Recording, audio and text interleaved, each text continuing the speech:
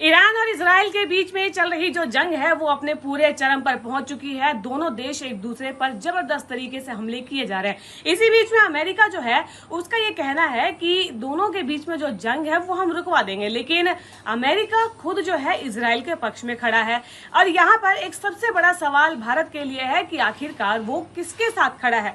हालांकि ये अपने आप में एक बड़ी बात है कि भारत की ईरान से भी बनती है, इजराइल से भी बनती है, लेकिन जो युद्ध दोनों देशों के बीच में चल रहा है, भारत आज के समय में किसके पक्ष में खड़ा हो सकता है। पहले तो भारत जो है किसी एक के साथ नहीं जाएगा और अपनी जो गुट निरपेक्ष वाली छवि है उसे बनाए रखेगा, लेकिन ऐसे कई कारण हैं जिसके चलते जो है भारत को इस व्यवस्था में अपना एक पक्ष जो है चुनना ही पड़ेगा। सबसे पहले भारत और इजराइल के संबंधों के बारे में जान लेते हैं। भारत और इजराइल के बीच में 1992 में पहली बार नरसिम्हा राव के कार्यकाल में पूर्ण रूप से कूटनीतिक संबंध जो है स्थापित हुए थे। उसके बाद से भारत और इजराइल के बीच में रिश्ते जो है तेजी से मजबूत हुए। इजराइल भारत के लिए एक महत्वपूर्ण रक्षा और टेक्नोलॉजी का साझेदार बन गया। भारत ने इजराइल से बराक मिसाइल रक्षा प्रणाली, ड्रोन, राडार सिस्टम और अन्य कई ऐसे बड़े हथियार हैं जो वहां से खरीदे हैं। 2023 तक भारत के रक्षा आयात में इजराइल का हिस्सा जो है तकरीबन 10 से 12% का रहा है। भारत और इजराइल दोनों आतंकवाद को एक साझा खतरे के रूप में देखते हैं। इजराइल की खुफिया एजेंसियां जैसे कि मोसाद और भारत की रॉ के बीच में सहयोग ने आतंकवाद से निपटने में एक महत्वपूर्ण भूमिका निभाई है। इजराइल ने संयुक्त राष्ट्र और अन्य मंचों पर भारत के हितों का समर्थन किया है, जैसे कि कश्मीर मुद्दे पर भारत के रुख का भी समर्थन किया है। अब इसके बाद यहाँ पर भारत और ईरान के संबंध के बारे में भी जान लेते हैं। भारत और ईरान के बीच में ऐतिहासिक, सांस्कृतिक और रणनीतिक संबंध है जो कि सदियों पुराने हैं। ईरान जो है भारत के लिए ऊर्जा सुरक्षा और क्षेत्रीय कनेक्टिविटी के लिए महत्वपूर्ण है। ईरान भारत के लिए कच्चे तेल का एक महत्वपूर्ण आपूर्ति करता रहा है। हालांकि अमेरिकी प्रतिबंधों के कारण 2019 के बाद भारत ने ईरान से तेल आयात कम कर दिया, लेकिन ईरान की भौगोलिक स्थिति जो है भारत की ऊर्जा सुरक्षा के लिए महत्वपूर्ण बनी हुई है। भारत ने ऐतिहासिक रूप से किसी भी वैश्विक या क्षेत्रीय संघर्ष में स्पष्ट रूप से एक पक्ष को चुनने से बेशक ही परहेज किया है। भारत ने रूस और यूक्रेन के बीच भी एक न्यूट्रल ही बना रहा और सऊदी अरब और ईरान और इजराइल और फलस्तीन के बीच में भी बैलेंस ही बनाकर चलता रहा। हाल ही में भारत ने फलस्तीन को मानवीय सहायता भेजी थी, जो कि उसकी संतुलित नीति को भी दर्शाता है। देखिए, ये तो हमने जान लिया कि भारत के ईरान के साथ और इजराइल के साथ रिश्ते किस तरीके के हैं, लेकिन अगर फिर भी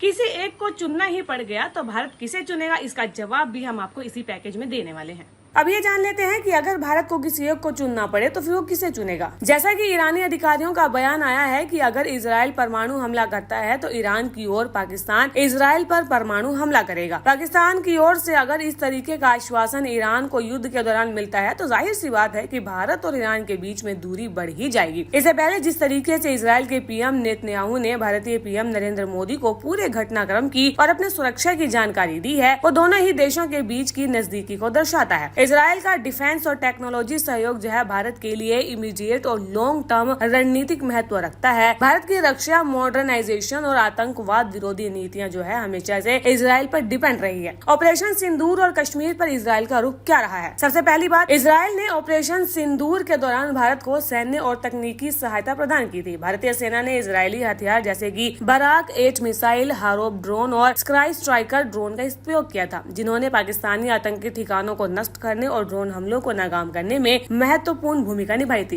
दूसरी बड़ी बात, टाइम्स ऑफ इजराइल की एक रिपोर्ट के अनुसार इजरायली ड्रोनों ने कराची और लाहौर जैसे प्रमुख पाकिस्तानी शहरों में सैन्य ठिकानों को सटीक निशाना बनाया, जिसने कि भारत और इजराइल के रक्षा सहयोग को मजबूत किया है। और तीसरी बात, ऑपरेशन के दौरान इजराइल ने भारत को खुफिया जानकारी और रणनीतिक समर्थन भी प्रदान किया। विशेष रूप से पहलगाम हमले के बाद से तो ये रिश्ता और भी ज्यादा मजबूत हो गया है। इसीलिए भारत को एक मजबूरन एक पक्ष चुनना तो पड़ेगा। रणनीतिक और वैश्विक गतिशीलता के आधार पर इजराइल को चुनने की संभावना अधिक हो सकती है। हालांकि भारत जो है ईरान को पूरी तरीके से त्यागने की संभावना नहीं रखता है। चाबहार बंदरगाह और मध्य एशिया में भारत के हित ईरान को रणनीतिक रूप से महत्वपूर्ण बनाए रखते हैं। तो दिखाई गई आज की खबर आपको कैसी लगी, हमें कमेंट कर जरूर बताएं और ऐसी ही कुछ अन्य खबरों के बारे में जानने के लिए नॉर्थ वेस्ट न्यूज चैनल को लाइक, शेयर, सब्सक्राइब करना बिल्कुल भी न भूलें।